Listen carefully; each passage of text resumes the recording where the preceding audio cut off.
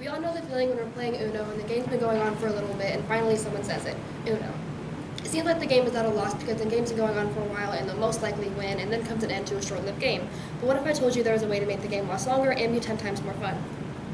Uno is a classic game, we've all played it. However, it tends to get pretty boring pretty quickly and we're in the era where our teenage brains crave excitement and Uno just isn't really that. However, in my days, I've played some pretty intense games of Uno, and I've even played a game that's lasted at least an hour. So today I'm going to demonstrate to you guys 3 simple rules that will make your Uno games last longer and be more exciting, which are you have to draw until you can play, you can match cards, and you can stack cards. I'm also going to explain the effect they have on the game and how it pertains to the ultimate goal of making it last longer and be more exciting. So, first we're going to start with drawing, and it's really simple. Pretty much if you don't have a card, you have to draw. That's an obvious rule. According to the rules of Uno, you actually can only draw once and the next person goes, but the way I play is you have to draw until you can actually play. And you might be wondering why I'm even mentioning this, because a lot of people already play with this rule, but it actually makes a difference because in the end, you'll have a lot more cards in your hand. The game will last longer because you have to get rid of all of your cards. And that's pretty simple. So the first rule is pretty easy, so the next one gets a little bit more complicated, and I'm going to have Rachel and Jordan come up and help me demonstrate this so I can show you how it works in a group setting. Rachel, go right there, and Jordan right there. Okay. So, everyone knows that the biggest act of betrayal when you're playing Uno is when someone throws a draw 2 your way, or even worse, a draw 4. However, with this rule, you can pass your own bad fate of having to draw cards onto the next person, or even back to the person that made you draw the cards in the first place. So, Rachel, if you play a red draw 2, the first thing that I can do with certain cards, I'm going to show you which cards you can do, it's a skip. So if you have a skip, it's a red skip, and it's a red draw 2, so the colors have to match. So whenever I play that, I no longer have to draw the 2 cards, and now Jordan has to draw the 2 cards. So, yeah, go ahead.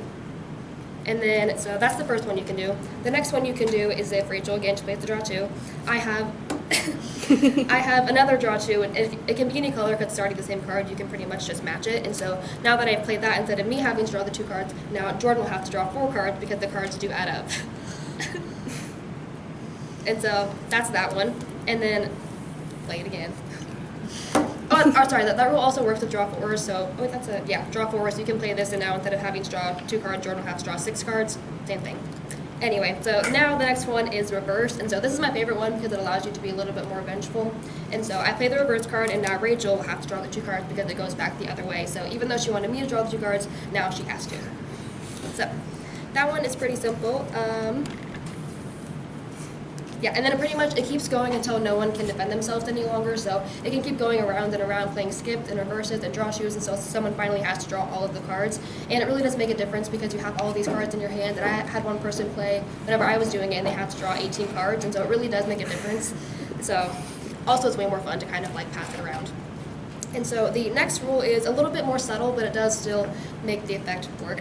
And so that one is called matching, and so if Rachel were to play a yellow 6, for example, she can play that yellow 6, and now even though it's my turn, Jordan has a yellow 6 in her hand that she can play out of turn, because it has to be like the exact same card, like exact same. And now that she's played that, it skips me, and so now the game continues on as if it was her turn in the first place. So then now Rachel will go, and then it keeps going. Yeah. And so, but it has to be like the exact same card. And it also works for like draw 2s and draw 4s. So that makes it a lot more interesting with how many cards someone will have to draw in the end. And then also, if you want to do this to be a little bit more sneaky, you can do this as well. If it's your turn and you want to match a card and you have like 2 of the exact same card in your hand, you can play it and say it's matching, and it allows you to get rid of more cards. So, yeah.